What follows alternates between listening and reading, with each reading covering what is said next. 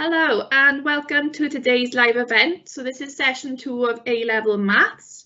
Your presenter today is going to be Mr. Mackenzie doing differentiation. Just to let you know, in the Q&A, I'm going to put the link to the resources and all the recordings. There we go. Thank you. Right, so what I'd like to cover with you, this is the starting slide, will be sine and cos from first principles. So I'm going to go through cos, x, what's expected of you, and if I got time at the end, I'll do sine. We're going to look at the chain rule, and so more complicated versions of that, the product rule, the quotient rule, and then finally we're going to do points of inflection. Okay, so there's going to be quite a lot of examples. At the moment, the slides are all blank, and what I'll do is I'll work through them so you can see exactly how there's little tips and sort of tricks in there to help you, and then I'll save this and send it to you via the sort of link that Miss Pritchard has said. So let's get on with the first one. Okay, so differentiate cos x from first principles. Now you're used to first principles from AS Maths, okay, but this is the sort of the way I'd like it set out. So you start off with dy by dx, and that is equal to the limit as h tends to 0 of cos x plus h minus cos x all over h. Now this comes from basically y2 minus y1 over x2 minus x1. This h is an infinitesimally small sort of distance from one point on the graph. Now there's a lot of maths involved in the next sort of stages.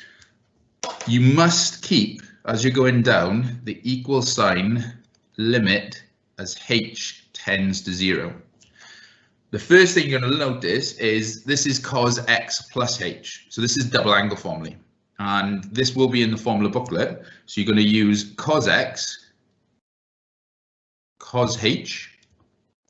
Because you've got that plus sign in there, cos will then go to minus sine x, sine h, and then that is going to be minus cos x.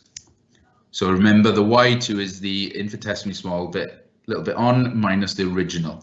So if you remember it from before, it is f of x plus h minus f of x all over h. This was what you did at AS level, and we're just bringing this up to date now. This would all be divided by h. So again, you keep equals the limit as h tends to 0. You need to know and be aware of small angle approximations. Okay, so with small angle approximations, if I put them down here, if I can choose a different color pen,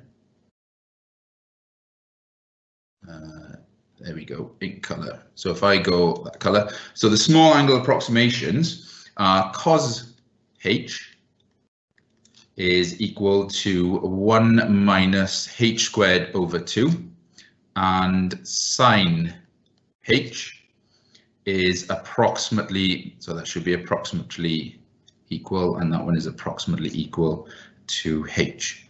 So we can now replace these values into the original. So if I go change my ink back to black, so where we have cos h, as I said, we're going to write 1 minus h squared over 2. Sorry, that needs to be.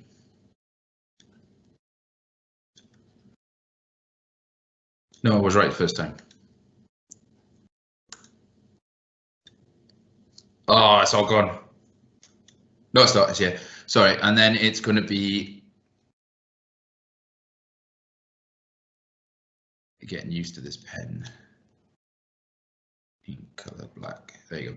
And then it's going to be 1 minus h squared over 2 minus sine x multiplied by h minus cos x. And again, this will all be underneath h.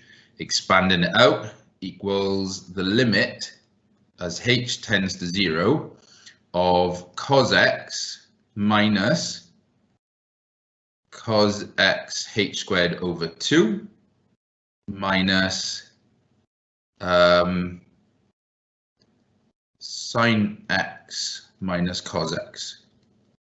What I'd hope you see is the cos x's will cancel, and with the h's, this h will cancel with one of those, and it would cancel with the h here. So you would then put dy by dx equals minus sine x as the last remaining slide. I'll write smaller for the next one. What you can do is practice using the information. So it's going to be exactly the same for sine, but you could practice then all of this with regards to sine x. You just have to be careful when you put sine x plus h. You need to look at what the double angle formula is for that. Again, it's in the formula booklet, but the approximations are going to be exactly the same. So when you feed it in and then you cancel it all out. If we go to the next one. Now we're going to look at the chain rule, which is a function inside a function. So when you were doing functions last week, it would have been f of g of x. So it's a function inside a function. How we sort of represent that is if I show you the sort of more formal way first, and then once we've done the formal way, I'm going to show you like a sort of a quicker version of it. Okay. So we would state that y equals log u, and then you're going to say that u is equal to the function that's inside. So it's going to be 4x squared minus 3x minus 5. Then you would do dy by du, which is 1 over u, and then you're going to do du by dx, which is going to give you 8x minus 3. The chain rule, we want to differentiate dy by dx, and that is equal to dy by du times du by dx. That dot there represents multiplication because there's too many x's flying around. So if we then write, I'm going to try a different color and hopefully it doesn't move on from this. If we then write our dy by dx, and that is going to equal 1 over u times 8x minus 3. I'm going to put that in brackets. You then substitute your u, which is there. So this will give me 8x minus 3 over 4x squared minus 3x minus 5. I need to bring that on. Yes.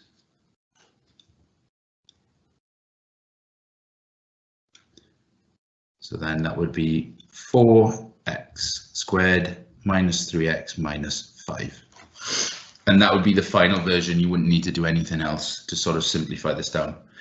So what we're doing is, if we just take out the shortcut, if you differentiate this, we get 8x minus 3. Okay, so if you just differentiate that version first, you will get the 8x minus 3. Then if you differentiate log, it becomes 1 over.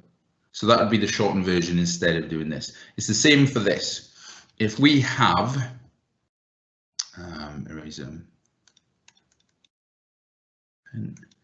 if we write e, so it's going to be equals e to the power x to the half. Okay, it's important that you change any x's, that you always change them so that they've got their powers with it. So this is the chain rule. The function inside is x to the half, and then the function itself is e. So if we differentiate this, the function itself doesn't change. If you were to differentiate e, it just becomes e. So then that is going to be e to the x to the half. And then it is times by whatever the differential of the function inside is. Well, the function inside is x to the half, so that's going to be a half x to the minus a half. So if we were to simplify this, it's e x to the half over 2 x to the half. And I prefer to put halves in instead of square root, simply because when we then have to substitute values in, those values are going to be easier to put in with a calculator, and it might be that you can sort of see them a little bit better. So I always put them in as that, especially if it ends up as being 3/2, putting it in is a lot easier. Okay, we've got a couple more chain rules.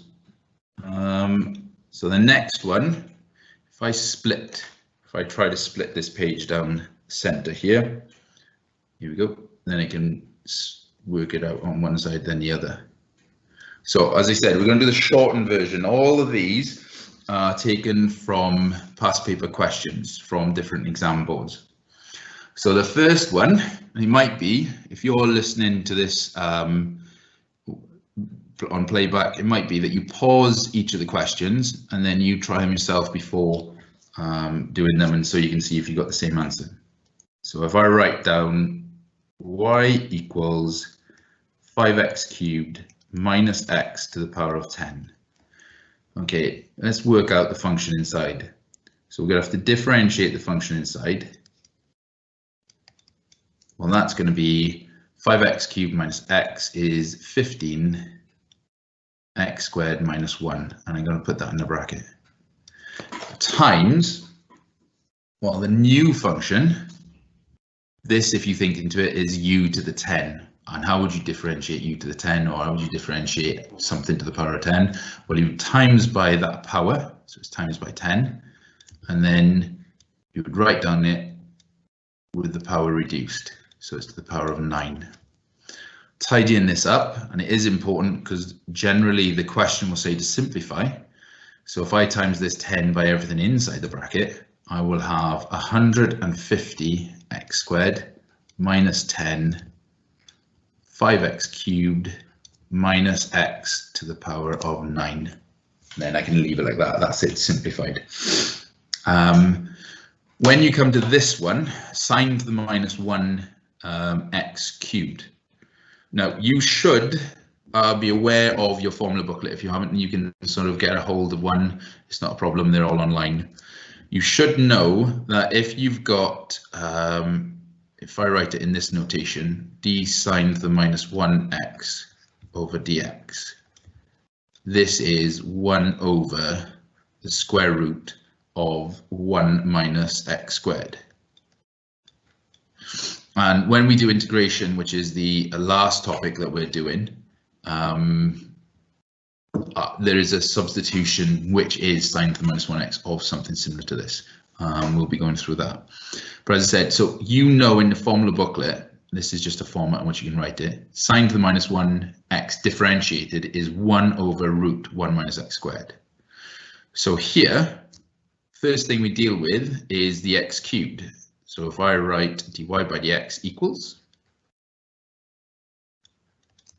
so let's do the x cubed, that's going to be 3x squared, and then times. Now you're differentiating sine to the minus 1. You know what it looks like. The only thing is, instead of it being x squared, it is going to be x cubed squared. So it'll be 1 over the square root of 1 minus x cubed to the power of 6. This then is equal to, because we always have to tidy it up, 3x squared over the square root of 1 minus. Now be careful, you have to remember your rules on powers. Because it's inside the bracket, you don't add the powers, because this is x cubed times x cubed. So then you would add them, the 2 3's. Or if it's written in this format, you would do 3 times 2, which is going to give you x to the 6. I think we've got 2 more chain rules, and then we're going on to the product and quotient and maybe a bit more application. Okay, so the next one, now we cannot do anything with this function until we've written it in a different format. Okay, so the 4 is outside the square root, so this is the 4th root, and it's on the bottom. So when we bring it up, it's going to be to the power of minus a quarter. So if I write this at the top, we've got, so the function then writes as y equals, and then is going to be 9 minus 4x to the 5 all to the power of minus a quarter. That's the first important thing that you need to do. As I say, whenever you have anything on the bottom when you're differentiating, you have to bring it up. So it's going to be a minus power. And then if it's got a fourth root or a square root, you have to put it in terms of whatever that power is. So if it's a square root, it's to the half. If it's fourth root, it's a quarter. If it's the seventh root, it's to the power of 1/7.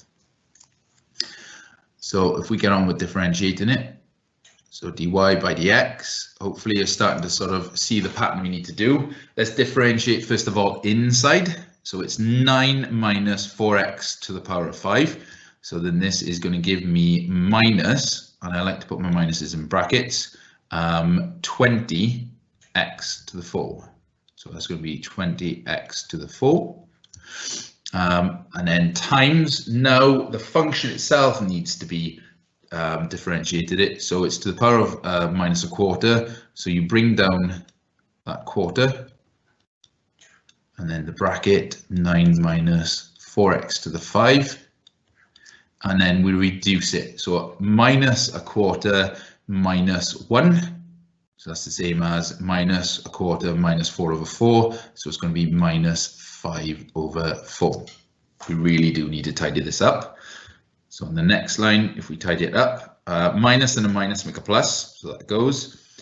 20 divided by 4 is 5, so we're going to have 5x to the 4 on top, and then underneath 9 minus 4x to the 5 to the power of 5/4. It's more than acceptable if you would rather have written it as 5x to the 4 multiplied by 9 minus 4x to the 5 to the power of minus 5/4. That would be acceptable as well. There's lots of 5s and 4s in this one. And then this one, be careful now, it is not how you say a product rule. It's not a function times a function, it is a function in a function. So this cos x is inside log, so be careful with that. So again, if we remember looking at the formula booklets, we should remember, or we should see how to differentiate cos. So that's the one inside. So if I do my dy by dx, if we differentiate cos, it goes to minus sine x times, and then if we differentiate log, well, if you differentiate log, the log goes, and whatever's inside the bracket of log goes 1/. So this is times 1/cos x, which is equal to minus sine x over cos x, which is equal to minus tan x.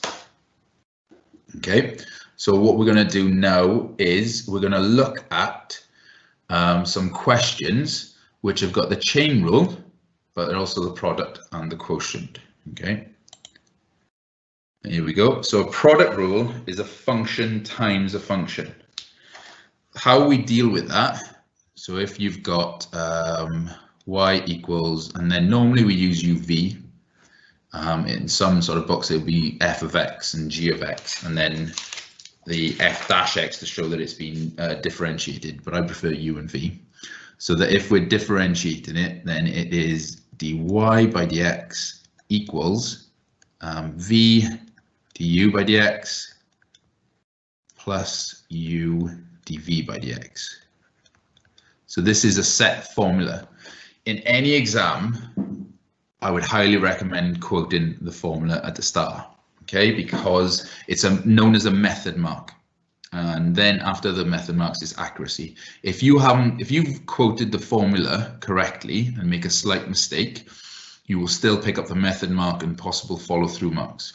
If you haven't quoted the formula, make a slight mistake, you won't receive any marks because the examiner won't know where this is coming from. So any formulas, highly recommend quoting them. That way then, when it's being marked, the examiner can see what you're doing or what you're trying to do. You can automatically pick up the first method mark and then any follow-through marks. If you don't get a method mark, you can't pick up any accuracy or follow-through marks whatsoever. It doesn't matter which one you choose as u and v. As I said, u is the first one, so I'll choose that u is equal e to the 6x and then v is equal to 3x minus 2 to the 4. So it's been quite tricky here where they're put in two functions which have got the chain rule that you're going to have to use for them. So if we do dy by dx, differentiate the 6x, so that's going to be 6, and then differentiate e. Well, e is just going to go e to wherever the power is going to be. And then dv by dx, I'll try and write smaller to fit everything in. This then is going to be differentiate inside, so it's going to be 3, drop the power, so it's going to be 4, and then it's 3x minus 2 cubed. If I tidy them up in here, I should be able to fit everything in on that side. So we have, actually, that'll be fine there. So if we go dy by dx, that is equal to v times du, so it is 6 e to the 6x, 3x minus 2 to the 4, plus, and then it would be e to the 6x, let's put a 12 at the start, because it's 3 times 4 is 12, and then it is 3x minus 2 cubed. Now you think you're finished, but it will ask you to simplify this, okay? And in simplifying it, look what's common from each bracket. First of all, the common number is 6, e to the 6x is common, 3x minus 2 cubed is common as well. So if I put that outside the bracket, so 6 e to the 6x, 3x minus 2 cubed, what I've got left inside, well, that's gone out, that's gone out. I've got one of these, 3 minus 2. This then, everything's gone out except for the 12. So it's 6 times 2 is 12, so I'm left with a 2, so it'll be plus 2. So then simplified, it will be 3, the minus 2 and the plus 2 go, so I'm left with a spare 3x on this side. If I times that by the 6, I will have 18x e to the 6x, 3x minus 2 cubed, and that's where they expect you to get to. Okay, they expect you to be, to be able to go down as far as that. And then I think the last chain rule one, sorry, not chain rule, the last product rule one is, a lot more space on this one, x to the 4 log 2x. So again, you're identifying your u and your v. I'm going to say that u is x to the 4. V is log 2x. So when we do du by dx, and this is a straightforward one, it's going to be 4x cubed. And then when we do dv by dx, differentiate inside, so it's going to be 2. Differentiate the log, so it's going to be 1 over 2x. The 2's cancel, so it's going to be 1 over x there. Again, I've quoted the product rule for you, so I'm not going to do it again, but I would, in an exam, quote it every time, and every formula that you've got, make sure that you do so. So dy by dx equals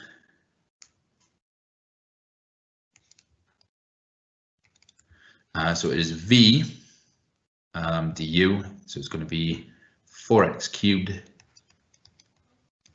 log 2x plus, and then it is x to the 4 times 1 over x. Again, you could sort of simplify this. I'm expecting you to sort of see that that will go with that. So now I've got x cubed. X cubed can be taken outside. So you're left with 4 log 2x plus 1. And if they did ask you to write it slightly differently, you could use the power rule here for the log. So then this is only really, I'd only really use this if it was a show me question, log 2x to the 4 plus 1 from the power rule. Yeah, and then that's that one. And then, okay, this is quite a nice exam question.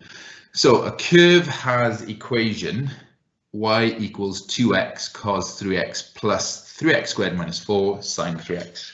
differentiate given in the form. I like the ones that they give you in the form. However, don't get too bogged down. The reason why I like them is at the end you should have it in that format, and then you're sort of you're feeling and leaving the exam pretty happy. Don't concentrate on that because they've obviously done it in such a way that it will it will all fall out, if you know what I mean. We're going to get rid of the sine through x and all the rest of it. What they have done is they've done two product rules. Here's the first one, and then here's the second one. So I'm going to set them up. So we have u equals 2x, v equals cos 3x. Then I'm going to put u dash equals 3x squared minus 4. And then v dash is equal to sine 3x. Differentiate, everything go in. First one straightforward. Second one, chain rule. Differentiate 3x, it's going to become a 3, and differentiating cos will be minus, so it's minus 3 sine 3x. du1 this time by dx. Differentiating this, even though it's in a bracket from before, there's no power on the bracket, so it's just going to be 6x. And then differentiating in this one. So again, the 3 will come outside and sine goes to cos, so it's going to be cos 3x. Putting them together, so if we do dy by dx, let's deal with this one. It's going to be 2, where are we? 2x2, yeah, it's going to be v du, so it's going to be 2 cos 3x. And then instead of that, it's going to be a plus minus 3 times 2 is going to be 6x sine 6x sine 3x. And then over this side would be plus 6x sine 3x. Hopefully notice that these two are going to go from each other. Plus, and then it'll be 3x squared minus 4, put the 3 in front, cos 3x. As I said, plus minus, that's a minus, that will go and that will go. You've now got 2 cos 3x and all of this. So if we take a factor of cos 3x out, I'm left with 2, and if I expand this, plus 9x squared minus 12. And then write it in the format that you want it, it's going to be 9x squared and then minus 10 cos 3x. What we're moving on to next, I'm just keeping an eye on time because we've got 12 minutes. We've got to do the quotient rule, and also if I might skip the next one and do that. So quotient rule, this time it is a function divided by a function, and again how you would sort of write it is y equals u over v. The formula for this is quoted in the formula booklet, but it is in terms of f's and g's, so just make sure you understand f dash is the differential of f and g dash is the differential of g. So how this would be then written as dy by dx is going to be v du minus u dv, and this is all over v squared. So we treat v as whatever this function is. We don't put it on top of it, because otherwise that would mean we'd go to the product rule. We leave it like that, so v is simply what that value is. So if I then u equals e to the 4x, v is equal to 2x plus 3 to the power of 6. Differentiating again, dy by dx.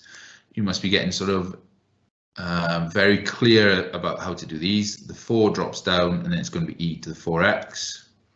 Differentiating this. If we differentiate inside, we've got a 2, 6, and then 2x plus 3 to the 5.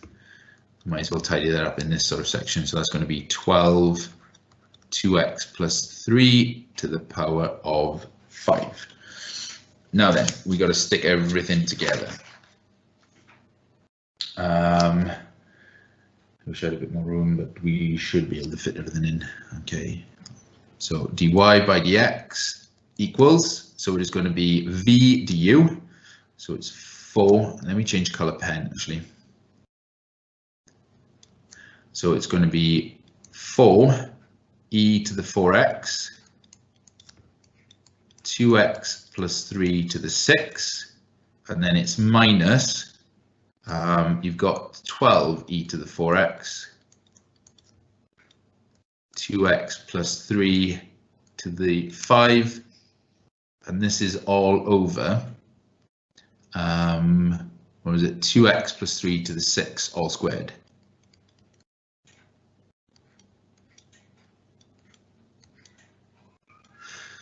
So you would times these powers, so that can go, and instead of that you've got now 12. I'm hoping you can see that there is a factor of 2x plus 3 to the 5 in each one of these. So if I choose a different color pen again, let's try green, I can cancel that, I can cancel that, I can cancel that. Because they've all got a factor of 5, 1 remains there. There's 0 there, and anything to the power of 0 is 1. And then this will be 12 take away 5, which is 7. And at the same time, I'm going to take a factor of e to the 4x outside. Actually, I'm going to take a factor of 4e to the 4x outside. So on the next line, I do 4e to the 4x because that's common. Here I'm left with 2x plus 3, and here I'm left now with minus 3. I get that minus 3 because 4 3s are 12. I've taken out a factor of 4, so we're factorizing at the same time. And then underneath, we're going to have 2x plus 3 to the power of 7, and then I've got enough space to sort of tidy it up. 3's will cancel each other because 3 take away 3 is 0, so it's 2x times 4, so this is going to be 8x e to the 4x over 2x plus 3 to the power of 7, and that would be your final answer. I'm gonna see the time. Yeah, I'm gonna skip the next one. The next one again is just the sort of quotient rule, but I'd like to do the last topic, which is points of inflection. Now, you know how to do maximum minima. Okay, you've got a set process where to do a maximum minima at AS, you would differentiate, put the differential equal to 0 so that the gradient is 0, so you know where the curve is. You would work out the value of x, you differentiate for a second time. If it's positive, then it was going to be a minima. If it was negative, it was going to be a maximum. Very similar set sort of method for this, but the thing that you need to sort of be aware of, that the second derivative, if the second derivative is equal to 0, it has a point of inflection, where if that was to look at a graph, it's almost like a cubic, where it comes down and then goes in like that. So it doesn't create a maximum and minima, but it does give you a gradient of 0. But this time we're saying that the second derivative, if that is equal to 0, that will give you a point of inflection. That's very important for this question that we're going to do and the next one. So here we have a curve has equation y equals 2 log k minus 3x plus x squared minus 3x, where k is a positive constant. Given that the curve has a point of inflection when x is equal to 1, show that k is equal to 6. Okay, so what we do is we differentiate it twice and then work it out, put it to 0 and work it out. So let's do first one, dy by dx. Differentiating this, we're going to sort of differentiate inside, so it's going to be minus 3, so that is going to be 6 times, sorry, minus 6. Times and then over k minus 3x plus 2x minus 3.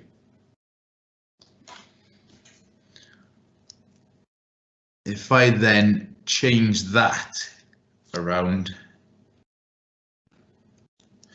just because I'm going to have to differentiate for a second time. So this is minus 6k minus 3x to the minus 1 plus 2x minus 3. So now we differentiate it for a second time, so it's d2y by dx squared.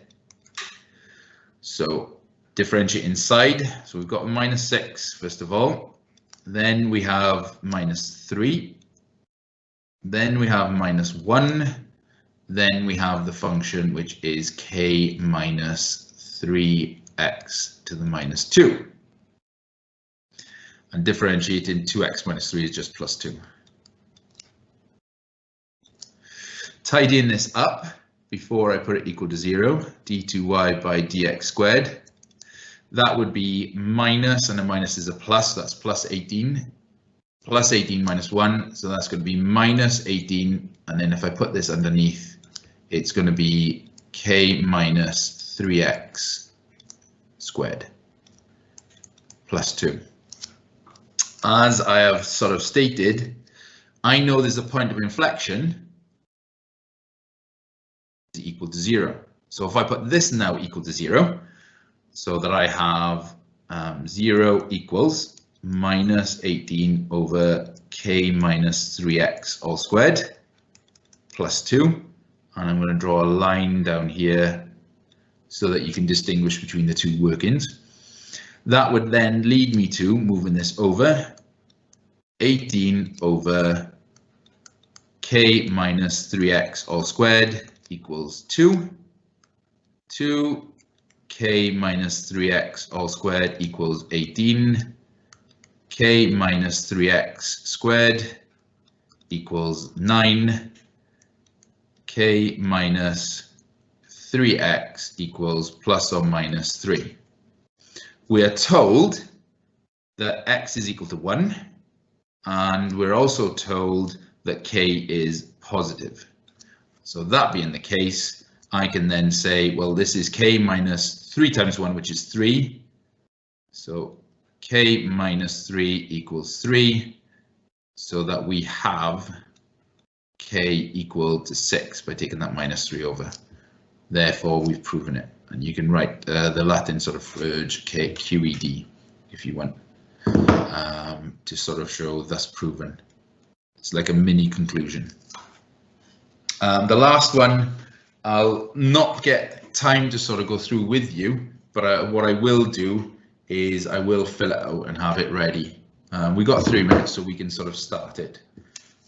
So we now have a function f is defined by f of x equals x over root 2x minus 2. So if I write that as x, no, we'll keep it like that for the chain rule. Sorry, not chain rule, for the quotient rule. Because it then says use the quotient rule to work that out. So again, if I move it up here, u is equal to x, so du by dx equals 1. V is equal to 2x minus 2 to the power of a half. So dv by dx is 2x minus 2 to the minus a half. And that is also times by a half. So you drop the power. Inside is the 2, drop the power, which is a half, and then reduce this power by 1. So if I then rewrite that, that would be 2x minus 2 to the minus a half.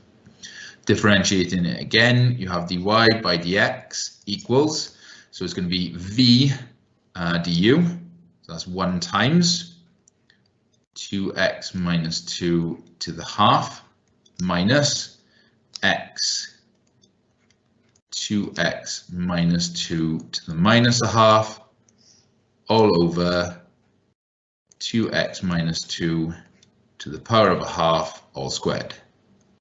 Now a couple of things are going on here and a couple of things that you then need to sort of do. These two are multiplied together, so it gives you a power of 1, and this has got a minus sign. It's not really going to help us with this. So if we times the top and bottom by 2x minus 2 to the half, 2x minus 2 to the half, what we end up with this multiplied by this, a half plus a half is 1, so we're going to have 2x minus 2 minus x, and then this minus a half plus a half will give you 0, so it's to the power of 2x minus 2 to the power of 0, which is also 1. And then underneath, this is a whole number. 1 plus 3 over 2 is, sorry, 1 plus 1 over 2 is 1.5, which is written as 3 over 2 there. So then we can say that this is 2x minus 2 to the power of 3 over 2. And then simplifying it down, 2x minus 2 is x minus 2 over 2x minus 2, 3 over 2. And again, you can write your QED. And then the last one would be to show that the graph of y equals f of x has exactly 1 point of inflection. I'll write the notes down for this, and I'll also talk about it in terms of convex. But as I say, we're out of time now. Please join us next Wednesday, where Miss Pritchard will be going through partial fractions and the binomial. Thank you very much.